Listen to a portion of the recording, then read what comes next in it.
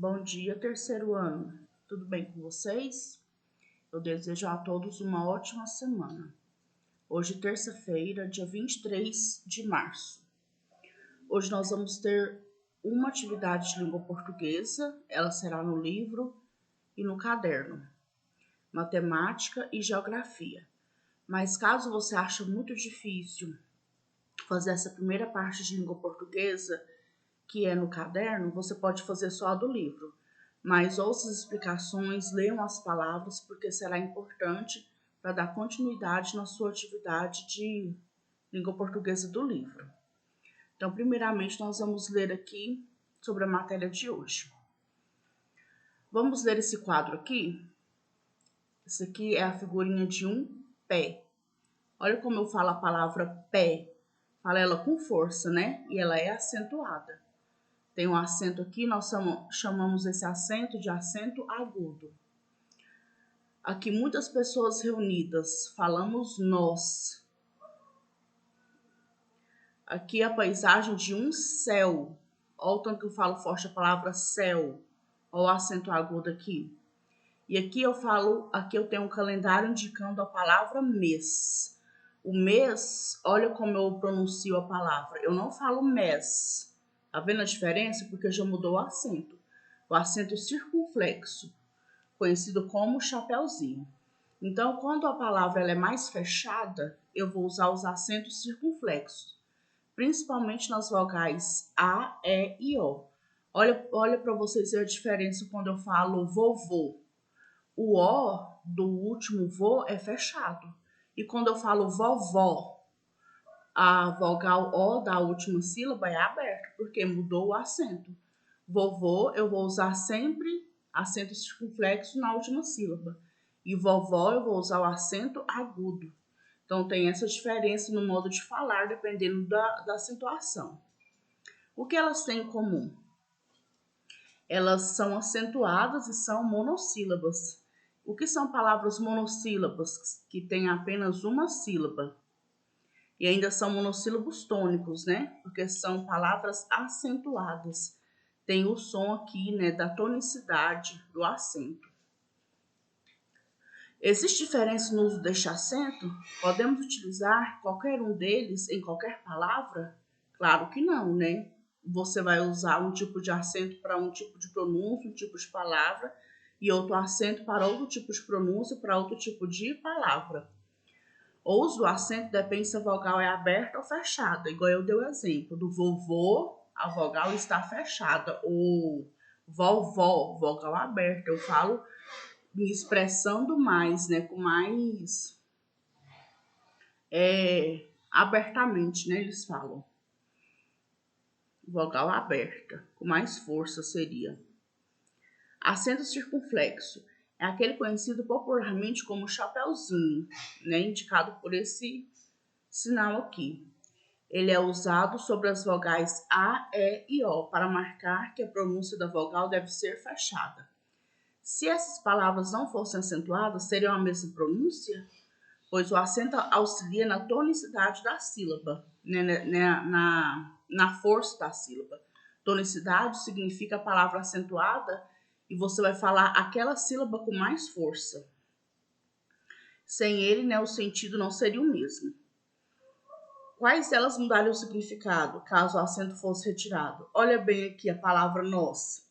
Nós, né? Quando eu quero falar muitas pessoas, incluindo eu. Nós vamos passear. Outro exemplo, nós estamos de férias. Olha aqui o acento nós.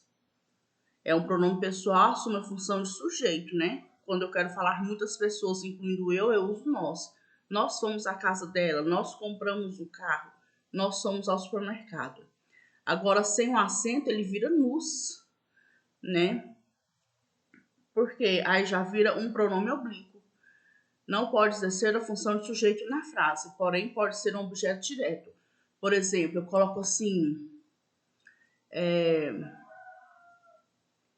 ela nos obrigou a tomar atitude inesperada.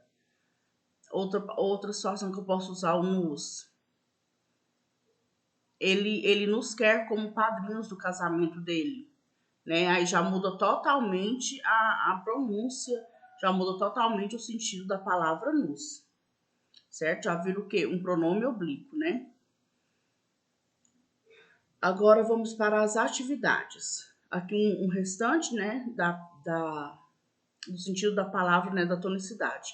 O acento na palavra é importante, porque sim, pois dá tonicidade a algumas sílabas em determinadas palavras, e nos monossílabos pode determinar seu significado, igual o exemplo de nós e nos. Ele nos deu uma carona, né? O que há de comum nessas palavras? Todas são acentuadas, são monossílabos tônicos. São monossílabos que têm força, né? E monossílabos porque só tem uma sílaba. E tônicos porque são fortes e são acentuados. Qual a primeira atividade de hoje? Essa aqui seria para copiar no caderno, né? Ela é bem simples, ela não é difícil. Fazer o cabeçalho e vamos ler? Vamos analisar a escrita de algumas palavras monossílabas. E, léu, de, lá, leu, o D fechado, mas com acento agudo, nus, né, tá sem acento, então eu leio nus, do, o mas sem acento, o dó, o nós e o lã. Tá vendo aqui, ó, acento, o tio eu vou ler lã, e quando tá acento agudo eu vou ler lá, né, por exemplo, lápis. É diferente de lã, né? Lã é uma matéria-prima para fazer roupa, né? Eu usei a lã para fazer um casaco. Tá vendo a diferença? Então você vai separar essas palavras aqui, ó. Organize as palavras acima em duas colunas. Antes de iniciar a separação, estabeleça um critério e nomeie as colunas. Você nem precisa copiar esse enunciado aqui, não. Você só copia as palavras e coloca assim, coluna A, o acento agudo. E coluna B, o acento circunflexo e palavras com tio. Por exemplo, você pode colocar só o símbolo aqui, ó. O acentinho agudo e aqui o circunflexo. Você faz o sinal gráfico mesmo do acento e o tio. Não precisa nem colocar palavras com acento agudo, palavras com acento circunflexo e tio. E coloca aqui todos que foram acentuados com acento agudo e todos que foram acentuados com acento circunflexo e o tio. E as outras palavras que não estão acentuadas, você não separa, você continua deixando elas no quadro. Ok? Isso aqui é um quadro, né? Copie todas as palavras e depois separa. É só mesmo para vocês verem a diferença, né? De palavras que são acentuadas, de palavras que não são acentuadas. Agora, a nossa próxima atividade é no livro de língua portuguesa, página 85, 1, 2 e 3. Eu vou explicar essa atividade.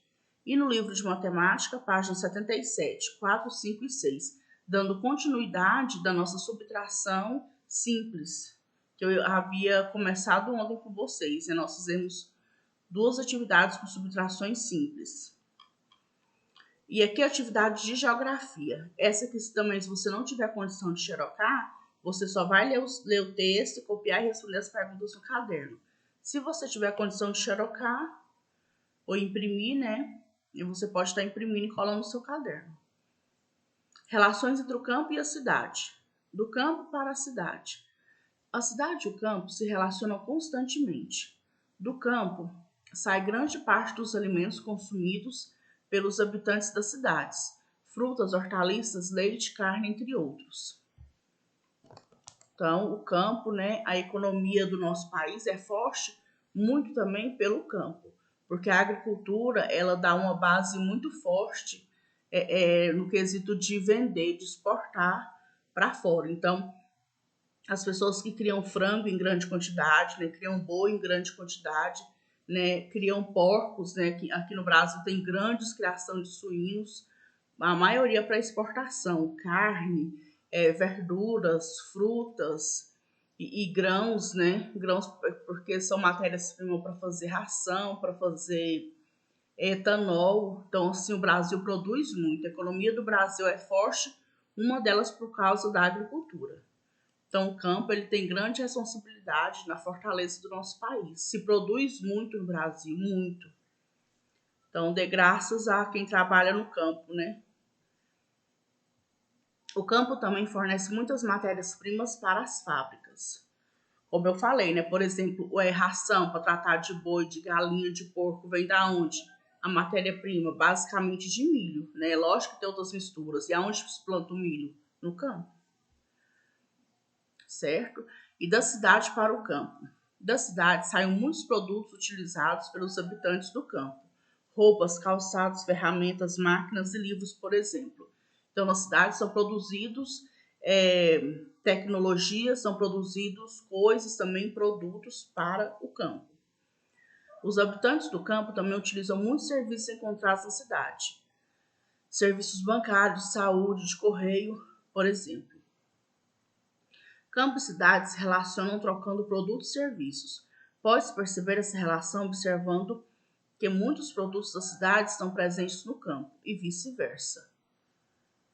Que produtos o campo fornece à cidade? Então, tem N produtos, né? Tem matéria-prima e produtos de diversos segmentos, de diversos tipos, né? O campo fornece para a cidade. Por exemplo, esses leite enlatado. Toda a matéria-prima vem basicamente do leite de vaca, né? E faz bolacha, faz iogurte, faz achocolatado, faz rosca, faz leite condensado. Então, assim, N produtos, né? Vindos do leite, né? Matéria-prima basicamente do leite produzido no campo. E o que mais que eu posso falar? Do algodão, né? O algodão é produzido no campo, né? Faz tecidos de todos os tipos, né? O algodão, ele tá nas nossas roupas, né? Ele tá na toalha, ele tá no lençol, né? Que forra a nossa cama, ele tá na coberta. Então, assim, é N, né? N utilidades. O algodão faz parte de procedimentos cirúrgicos, né? Porque ele, quando a pessoa tá operando ali, né? Usa algodão para estancar, né? Usa outros produtos também à base de algodão. Então, é N servente o algodão. Que produtos a cidade fornece ao campo? Fornece serviços e fornece produtos prontos e acabados, né? Como roupa, né? Um calçado, né? Um computador. Então, isso já é produzido na cidade. Telefone celular, né? Livro. Tudo isso a cidade fornece para o campo. E muitas outras coisas, né? Serviços, né? Um shampoo, um condicionador, produtos de higiene, de beleza, eletrodomésticos, né? Uma geladeira, uma televisão. Leia o texto e responda. A família Ribeiro vive em um sítio onde planta cana-de-açúcar. Toda a produção de cana-de-açúcar do sítio dessa família é vendida para uma fábrica da cidade.